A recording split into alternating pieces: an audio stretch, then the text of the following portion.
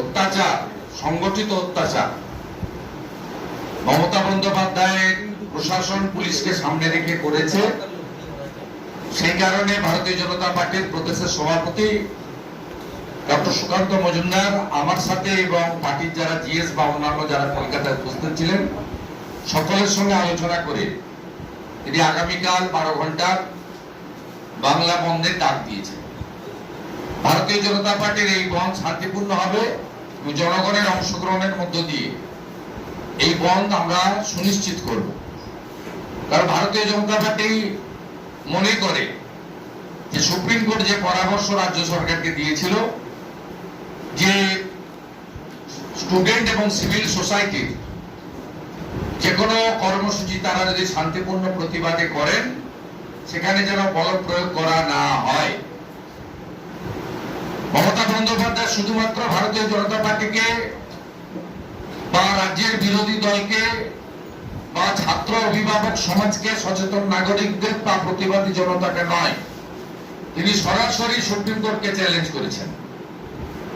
তার রাজ্যের এজি মাননীয় অ্যাডভোকেট কিশোর দত্ত তিনি ডিভিশন বেঞ্চের মাননীয় বিচারপতি হরিশ ট্যান্ডন এবং মাননীয় বিচারপতি হিরণময় ভট্টাচার্য এই বেঞ্চে পিটিশন করেছিলেন এই নবান্ন অভিযানকে অবৈধ ঘোষণা করার জন্য।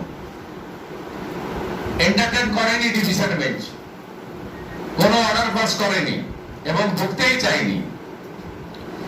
এর বাইরে একটা চাটুকার পুলিশ অফিসার সুপ্রতিম সরকার, যিনি 2006 সালে সিঙ্গুরে জমি অধিগ্রহণের বিরুদ্ধে যখন কৃষি জমি রক্ষা কমিটির আন্দোলন হয়েছিল, 25 সেপ্টেম্বর 2006 মমতা বন্দ্যোপাধ্যায়কে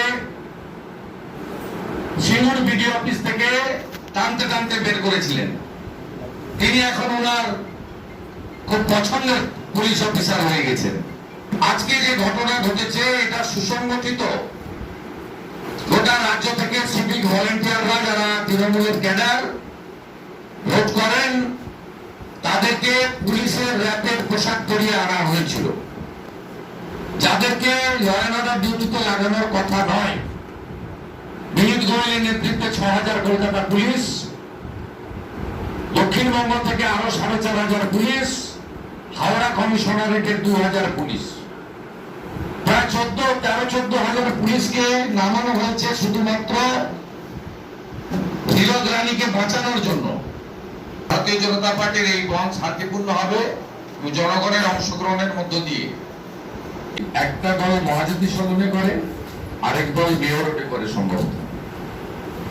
যারা ঝান্ডা লাগিয়ে এই কর্মসূচিতে যুক্ত হতে আসবেন, ঝান্ডা লাগিয়ে কেন, কোনো গাড়িতে এলেও যদি বলেন যে আমি যাচ্ছি, আপনারা তাদের আসার ক্ষেত্রে কোনো প্রতিবন্ধকতা সৃষ্টি করবেন।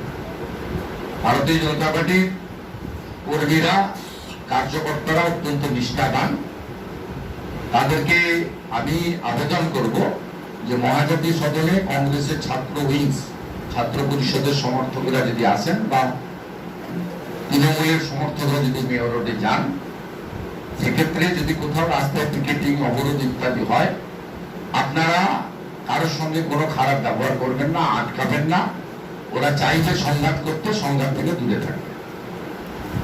ঠিক আছে।